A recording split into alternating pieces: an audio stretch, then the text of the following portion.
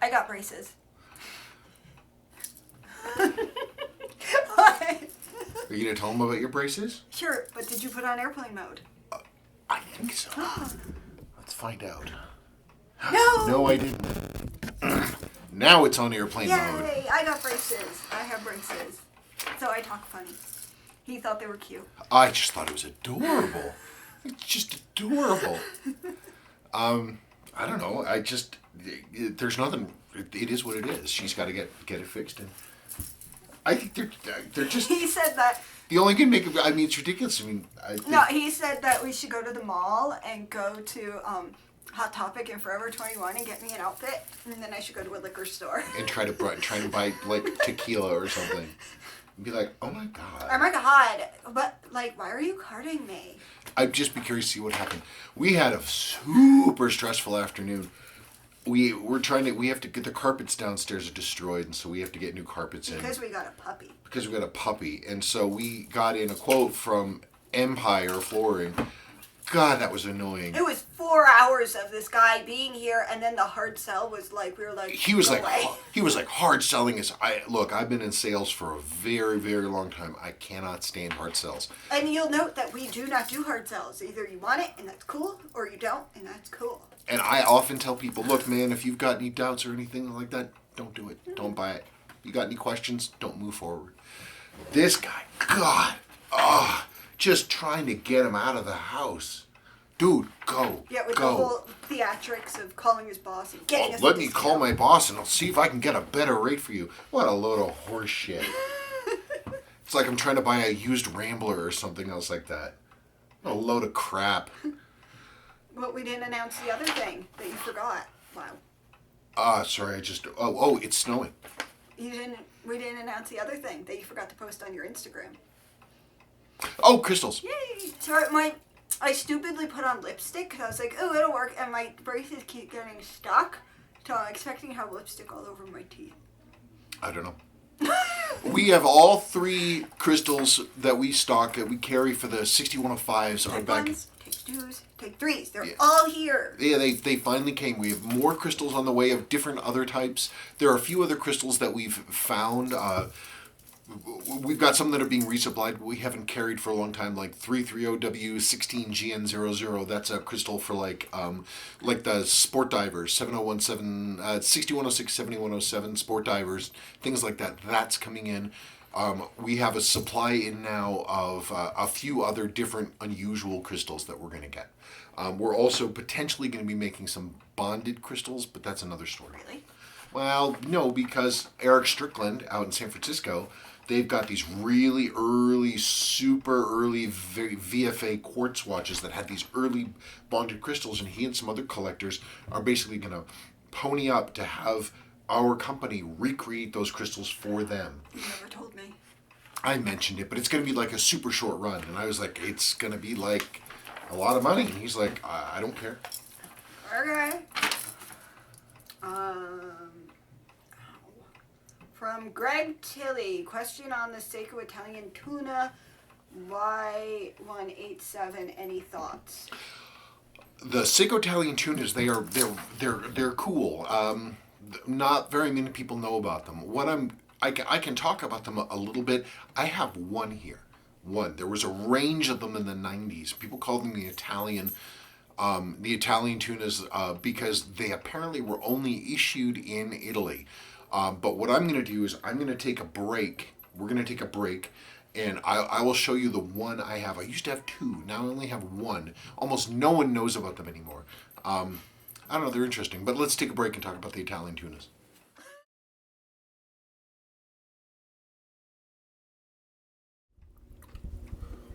Okay, so I just showed you sort of the stock pictures of all the Italian tunas. This is the only one I have left. I used to have the orange one in basically brand new condition, but that one, I just never wore it. They're interesting. Again, they're called the Italian tunas because they were apparently only sold in Italy and in the 90s. This one's a real junker. I mean, the dial isn't bad, the hands aren't bad. The movement is a runner. The case is all jacked up. The buttons are jacked up. And the crown obviously is gone. I could, if I really put my mind to it, I could bring this one back. These were mostly notable because they're bracelets. People loved the 22 millimeter bracelets these came on, and they were often harvested. I don't know. If I could get this case repaired, then maybe I'd have one again, but I don't know. They're interesting. They're a bunch of different colors, and they're pretty cool, domed, I believe, sapphire crystal. The one truly interesting thing about them is that I noticed they actually have a lot of the same external dimensions as the Arnie. Same lug style, width, length, everything. It's even got sort of a faux shroud around it. I don't know, it's pretty neat. I don't know why they did that, but they obviously decided to throw back to the Arnie for some reason, but then not really announce it. They're sort of a mystery. They're hard to find these days, almost never come up for sale. But when I had my other one, my orange one, I tried to sell it for a long time and no buyers. I don't know. Maybe someday I'll put this one back together again. They're pretty cool. They have a nice depth to it. They have a nice depth to the thing. It's sort of the domed crystal helps with that, but it has a nice 3D effect to it. It's not quite as flat as the Arnie, but they're cool. Anyway, that's that. I'm doing that so I can... I know, but it's lighter. Why didn't you just hold the... Because it's yellow. It saves me time. Hopefully I'll be able to see that. Okay. What do you want? Kitty cat. Let's see. Did I give you a paper cut? No. Oh. Hello, Spencer and Sabrina. I've noticed some of my watches run faster on my wrist than dial up in my watch box, while others run slower. Is this normal and function of each individual watch's regulation and adjustment, or is this an indication of something wrong with half of my watches? Your response will be much appreciated, and thank you for your time, Mr. James Duffy of the Sandwich Time channel on Instagram. Sandwich Time channel on Instagram. He's great because literally he posts pictures of sandwiches. Man, do you have sandwiches every day for lunch? I mean, obviously sandwiches are great. I love sandwiches. There's a fine line between not enough sandwich and too much sandwich, though.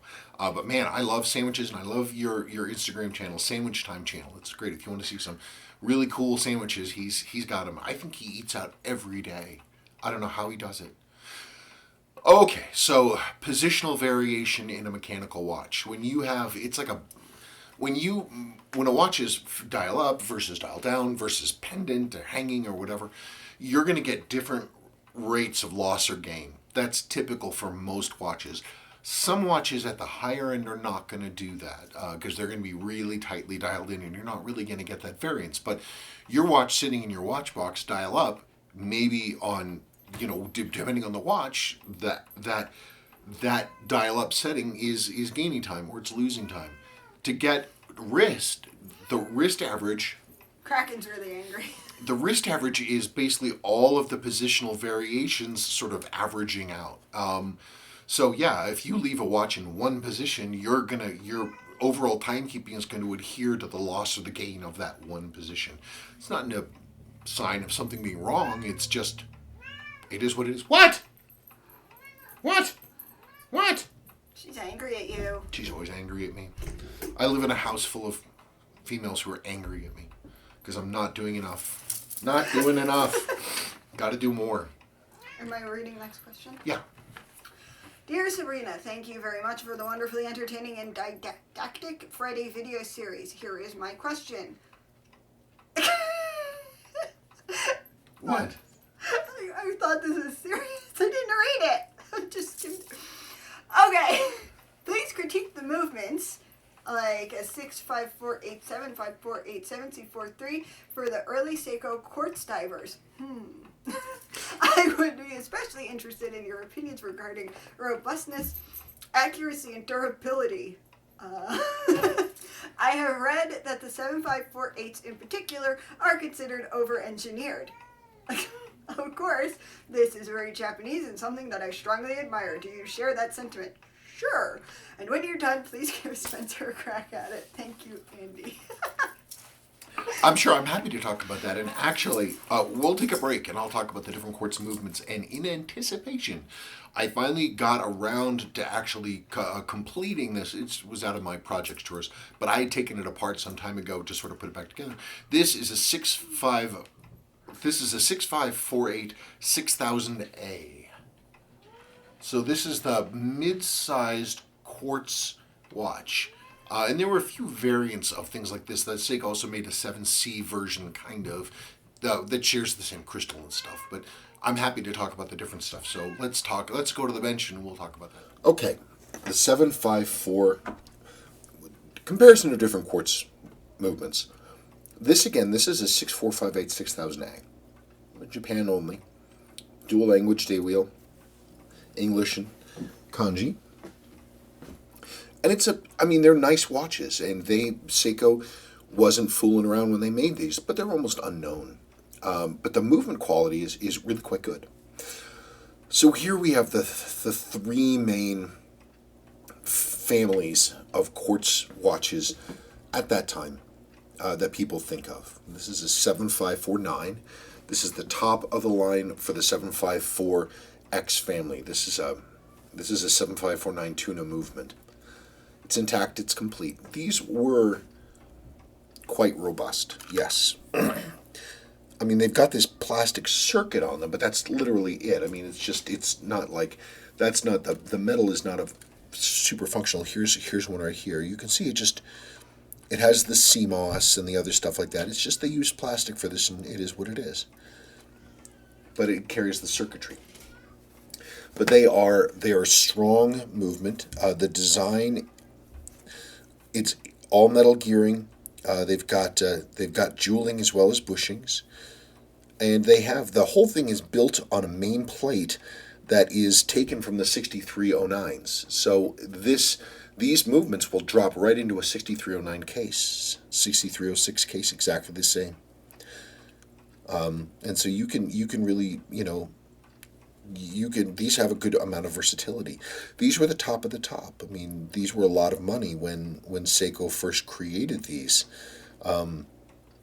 They really were. And one of the best things about it, the way you can tell that Seiko was serious about it, was not so much that it was the all-metal train and everything, but that it has a trimmer. This right here. This is a fully variable trimmer. You can turn this thing through 360 degrees and to adjust the accuracy slower and faster. It's extremely tight control. Like, I can dial in a freshly serviced 754X into a few hundredths of a second per day after service. Like, they are really tight. I can get them super tight. But then, 1986, Seiko discontinued those and went to the 7Cs. This is a 7C. Now, it looks good, doesn't it? Yeah, it's all metal. It's nice. You get lots of nice jeweling. That's really good. Metal backplates and everything. None of that plastic stuff. It's really cool. One of the things, though, is that these are actually far more lightly built. Hang on a second. Very thin metal, plastic drive wheels and things. And they have a tendency to, eat these date drive wheels. These date drive wheels tend to fail a lot if they're not set up exactly correctly. Also, the other thing is that there's no trimmer, there's no hard trimmer. You have two adjustments. You can cut a wire or cut a second wire, and that shaves off or adds a second in. But once those are cut, that's it. I mean, that's all you've got. So they're not really that variable. I mean, perhaps it's because the tech that isn't really needed. I mean, maybe Seiko dialed them into the point that they know exactly how many clicks or revolutions they're going to be and how accurate they're going to be. But it strikes me as a little funky that they did that. Now, to talk about the 6458, this is a 6458. Again, all metal and jeweled. You can see that. It's a nice low profile movement. I mean, it's a nice movement. Clean, tight circuit, all metal, brushing, lots of jewelry. Look at that, 4 jewels right there. Isn't that amazing? I mean, they're cool, but here's the kicker. There's that variable trimmer. these things can get, like the 7548s, these can get dialed in super tight. This watch I finished putting back together, I don't know, 4 or 5 days ago. I need to realign the sweep. I didn't quite get that right. But it is accurate to the second. To the second. It hasn't lost or gained a second. I was able to dial this thing in tight. And these, I mean, in terms of quality, they're great. These cases are every bit as good. It's the same technique as the 6309s and the 7548s. Screw down case back, screw down crown, same seal basically as the 6309s.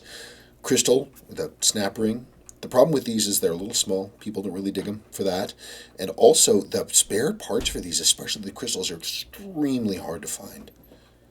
Very, very, very hard to find. These watches never really got imported in the United States, obviously, because they're JDM.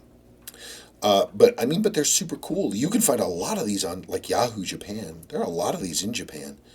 I think they're very cool. They're cool watches. And just in terms of talking about a pure movement, they're fantastic. I mean, they're really, really, really good. Really good movements. It's a shame Seiko didn't do more with them. Because they've got it all. They really do. I mean, just in terms of accuracy and durability. Pretty amazing things. Okay, thank you so much. I know, look, you got pink rubber bands, so it'd be impossible to tell. I'm not used to talking with them yet. Wait, or do you... We went over to the bench and we learned all about quartz watches. I learned about it. Woo! Okay, am I on the next question? Yes. Okay. From Mark Wilco. Spencer, I've read that some Orient movements are based on the Seiko 7006 movement with their improvements. Do the modern versions of this movement still fit Seiko 7006 watches? Also, on the 80s, 70s, 60s Seikos, how do you tell if a crystal is glass, hardlex, or plastic acrylic hazellite, etc.? You go tap, tap, tap. Yeah, you tap it on your teeth. Hazellite is the stuff like the Omega crystals. Like the Omega Speedmaster crystals. You could just tell. I mean, you tap it lightly on your teeth and you can... Wait, how can you tell the difference between glass and hardlex? Because they would both go tick. They were both... I can't tell the difference between glass and hardlex. Glass is glass and hardlex is glass. Just hardlex is a tempered formulation of glass. But I don't think... I guess it would be if it went to a Seiko, since that Seiko is crystals. Maybe. I guess so. I'm right. Yeah, of course you're right. So I'm being distracted by Kraken. She's all pissed off. She's trying to eat papers that should be in the thing. I don't know. God, I sound like Sadie. Orient. Seiko shifted a number of their movements off to Orient, and but I'm not an Orientologist. I don't really know a whole lot about them. The things that I know are received knowledge that other people have told me. Oh, Orient does this or Orient does that. I don't know anything about them. It's certainly possible. If, in fact, they made a movement based off the 7006 and improved it, then I would like to think that it would be, you could put it back into a Seiko 7006, but I don't know. Does she want to go in the garage? I don't know, maybe. Maybe she has to use the facilities. Come on, Crickles. I bench pressed 50 pounds today. She did. Look at these guns. Ooh. And when you first tried... I couldn't even do the bar, and then I put 2 weights on there, and now I did it. Yep, it's true, you did. Awesome stuff. Awesome. See, that was my trying to fill in while he took care of the cat. No, it's great. She's getting nice, strong shoulders. Well, I'm wearing a shirt, so I can't see. Well, what's the next thing?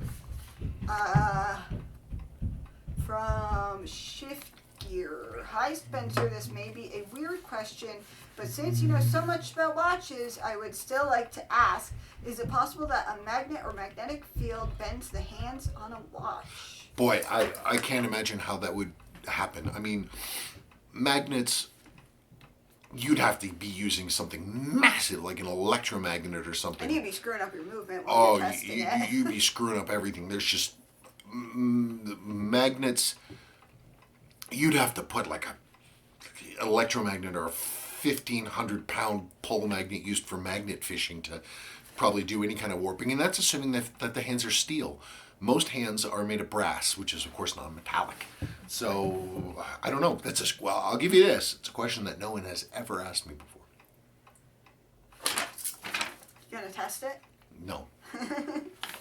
from Rhino's Watches. Hello, Spencer. I'm a huge vintage Seiko collector. Could you tell me where I could purchase this new H-Link bracelet? Thanks, and I love your Seiko work. Oh, well, thank you. You were asking about the taper H-Link. That's at uncleseiko.com. And they're great. They're great. Just talk to Larry at Uncle Seiko, and he'll set you up. He's got them. That was short. I feel like we're blasting through this. Well, part of the reason is that I picked up a cold, and so my throat kind of hurts. Oh, okay, then I'll keep blasting away. From Federico S. Hi, Spencer and Sabrina. Great and informative video as always. I was wondering if you had some 7548 parts like a battery strap and a set of gaskets to rebuild the case. I might be interested in buying these parts if you have them. I'd like to know a few things about the reference 6117-6410, like when did Seiko change from proof to non-proof dials? I heard on forums that they started switching to non-proof dials around 1974. Can you do a complete service on these watches? Last question first. Yes, of course I can do a complete service on the watches. Hang on, let me go get one. I don't have anything to talk about. I don't know. You can talk about your bracket coming loose. Oh yeah, I have, my teeth are garbage because I grinded them because my jaw was broken and it needs to be rebroken and put back, whatever. But anyway, I have a porcelain crown and I was flossing my teeth the day I got the braces and it went thunk and it came off and now I have to go back and get it re-glued at the end. This is a 6117-6410. Also called the Navigator. These were really hot a number of years ago, and they're not quite as hot as they used to be. They were very popular, apparently, with pilots in Vietnam. I've only ever seen these marked resist. I've never seen a proof one. Doesn't mean that the proof ones didn't exist. I've never seen one. This one is from early 1972, and it says resist on the dial. So typically, it seems like Seiko dumped proof at the very, very latest, the beginning of 1970. And in North America, they dumped proof in 1969. So I can't imagine that any watch, one of these, would have said proof on it any later than that. I don't know when this model was introduced. That's another problem. I think they were concurrent with the first 6105s. I think they were, but no, you see, because this is a 6117B movement in it. 6117B, so that's a B movement. That's early 1970s. They didn't have that any earlier than that. And the only ones of these that I know of that had the 6117A were the first generation Navigators. I don't think this watch existed when Seiko was putting proof on anything. I've never seen one that says proof. They all say resist. As far as you know. As far as I know. As we know, based on the picture that I don't know if they can see, that people say one thing is gospel, and then it's not. All the information that I have, I've never seen one, I've heard of one that says proof. And the fact that I've never seen one that has anything other than a 6117B movement. The B movements did not come out until, I think, late 1970, into 1971, I think. These are cool. What do people think about these? Do people think about these too much anymore? I don't know. I think they're cool watches. What crystal goes into it? That is the same crystal as the 6138 Panda. This is a 350T02ANS. Wow. I can't believe I remember that. We have like 12 crystals for this. I came across some watchmaker's lot, and we have a ton of new old stock crystals for this. Sebastian's at the door. From Steve Driver. What's he talking about? Can you get mine working? His what? Oh, he is talking about his 6139 6005 gold dialed watch. It still runs, but one hand fell off in 1985. Let me guess the minute counter hand. I just bought new buttons, inner ring, new glass band, and another case as mine had engravings from the ex-missus. Oops. 6139 6002. I am in Australia. Seiko doesn't work on these anymore, apparently. No, Seiko doesn't do any of that stuff. There's a guy in Australia, Adrian Selick of Vintage Time Australia. So if you write Adrian at vintagetimeaustralia.com, he can definitely help you out.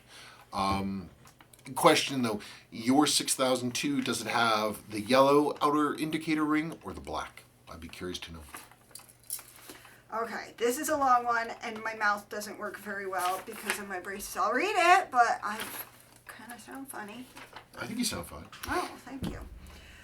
From GX9 Super Productions. Hey Spencer, thanks for answering my question about the Arnie. Follow up with that is a new question for next week's video. I got the bezel off, and boy, was there a lot of grime. Ugh. They tend to be really dirty. I don't know why. Very difficult to manage, as you said it would be, but I did get it off. After cleaning all the gunk out of the... Yep. After cleaning all of the gunk out of the bezel itself, and the watch case with some 91% isopropyl, I investigated the click ball specifically. The damn thing just will not move up or down or otherwise. I know from looking at other watches that when this sometimes happens, the teeth on the bezel can get worn down, allowing it to turn despite the click ball being locked in place. This is not the case for this watch. The bezel's teeth are still very defined and grip onto the click ball like no tomorrow. I mean, this guy is stuck. I tried the same 91% isopropyl out on the click ball itself to see if it would loosen, and it would not. I tried a small hammer for bracelets and a flat metal shaft to see if I could chisel it to dislodge it. Movement removed, of course. No luck. Paul from Vintage Seiko said I might try a dab of lighter fluid to try and get it dislodged. Thoughts on what to do, what to try? I very much would like to avoid drilling it out if at all possible. Anyway, thank you for the... Sorry for the long question. Have you put it through a hot ultrasonic? And I mean like hot ultrasonic. What, like you boil your tea kettle? Kinda, yeah. I mean, but like the ultrasonic to get things moving, heat is a lot of times is your friend. Sometimes, in the very rare instances when I run into a click ball that's really stuck like that, I will, I'll actually use a Bic lighter and get the thing upside down and go and get the flame right up next to it, not on it. You don't want carbon all over it, but close to it, so we get heat on there. You heat it up to expand the case, and then don't whack it or anything, but try to see if you've got like something solid metal, like well, I would use something on the order of like something out of a staking tool, like a flat end, and just do a kind of pressure to see if you can get that to move. Heat it up, try to get it to move. Because unless the inside is completely filled with gruck, which I mean can happen, but even then, usually then it'll still move. I would say first step, get an inexpensive ultrasonic cleaner. They're like $30, $30 or $35, and you can put some dish soap in there. Overseas they call it fairy liquid, and you get that thing hot. I mean hot, like really roasting hot, because it's going to have a heater built into it. And then run the case through a bunch of times. Then try it and see if that gets you anything better. And if it doesn't, then dry it off, and then try the lighter trick to see, and again to press it, and then have someone to press it down to see if you can get that click ball to start coming in. If that doesn't work. What is that?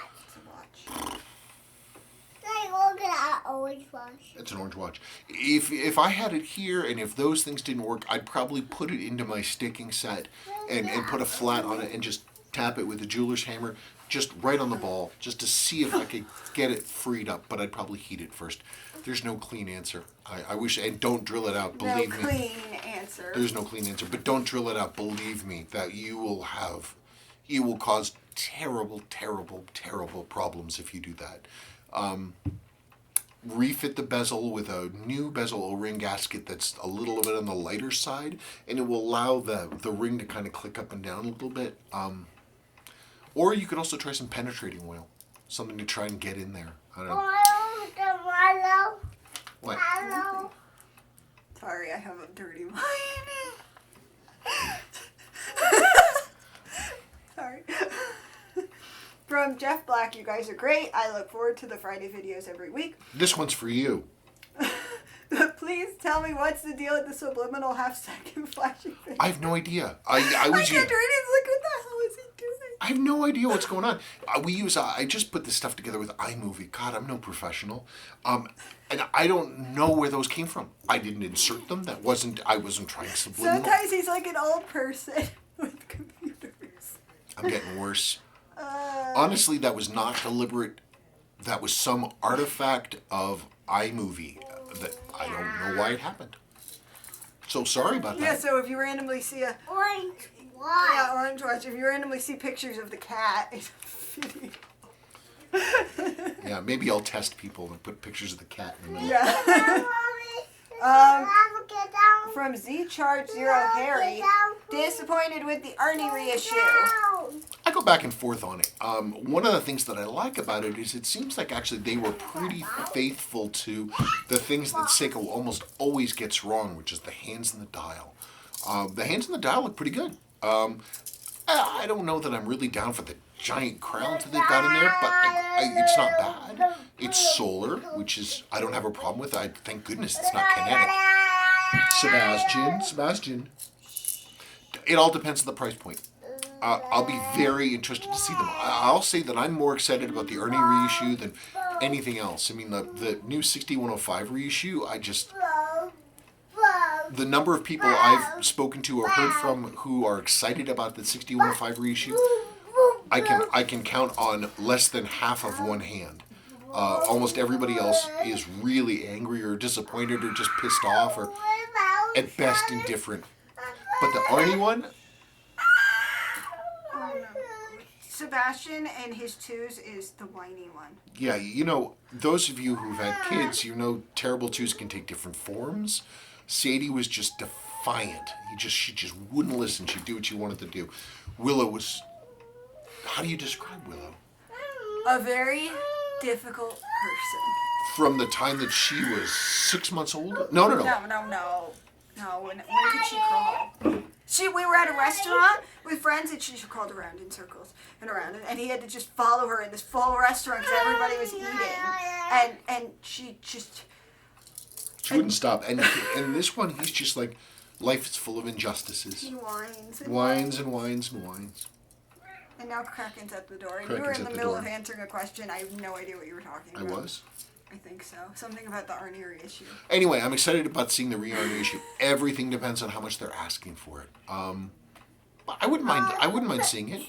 Hopefully it's more durable than the other ones. I mean, in the sense that if those go bad, an H558, the movements can be really kind of twitchy to bring back. But, you know, solar, I think it'd be nice. I don't know why they made big buttons on there, but maybe they're screw-down buttons. That's not a bad plan. It has increased water resistance, 200 meters. That's pretty good. What? Now that my mouth hurts. Sorry. It's okay. My throat hurts. My ears hurt.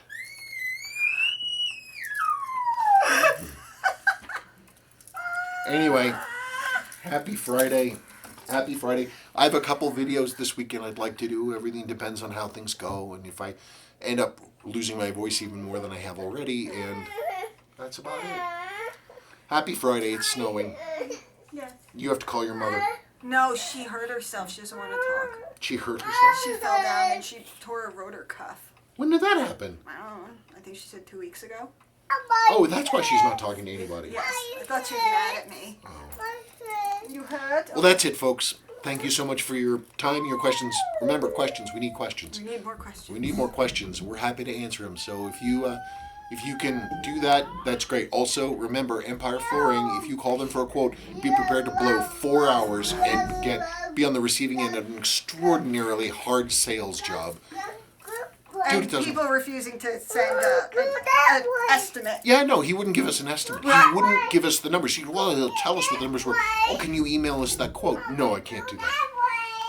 Why can't you email us the quote?